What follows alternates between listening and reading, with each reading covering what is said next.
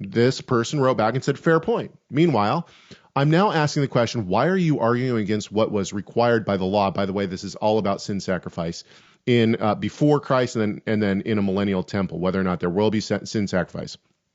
He says animal sacrifices and burnt offerings up until Jesus' crucifixion and resurrection.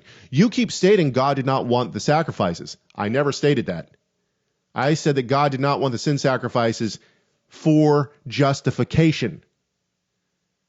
The blood of bulls and goats. I know you didn't say that, so I'm glad you clarified. That you never said such a thing, that there was a context and so it's not that I haven't said that God didn't want sin sacrifice. It's that he didn't want it to give you justification or to make you right in the eyes of God. Anyway, he goes on, rather obedience from a contrite heart. Correct. But he still had them in the law. Exactly. And he still does have them in the law. That's what was done.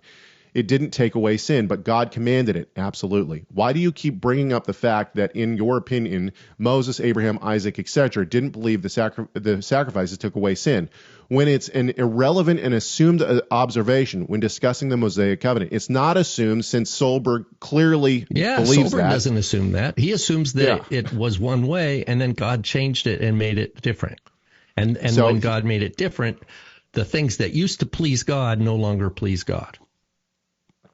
He finishes up his comment with, he says, the priests were commanded, they did as commanded, and end of, or would you argue with God that he didn't know what he was doing when he gave these instructions regarding burnt offerings and sacrifices?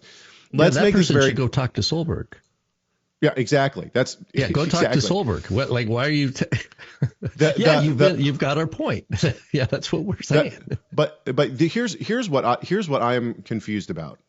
And this, I've been kicking this around now in my head for the past 2 weeks. And it's a genuine question. I think when people bring up things like Old Covenant, New Covenant, okay, like, oh, we were under the Old Covenant. Remember last week we talked about this guy, and actually we have a comment from him too, who was the self-proclaimed Messianic Jew.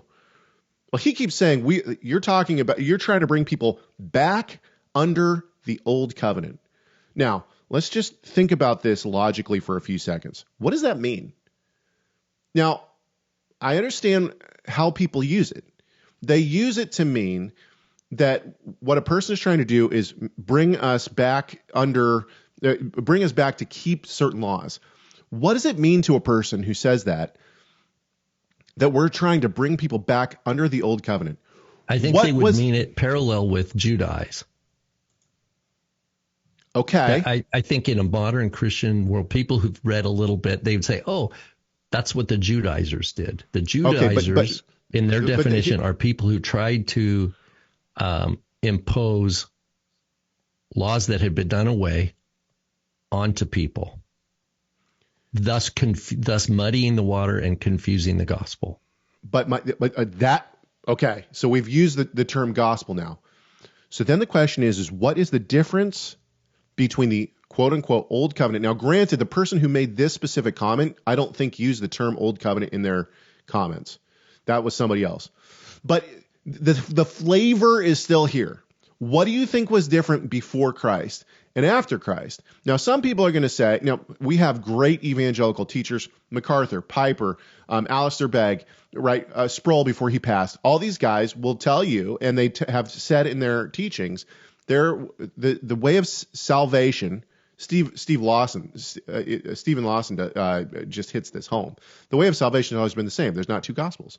Salvation comes by grace through faith in Yeshua, in Jesus Christ, before or after he has come.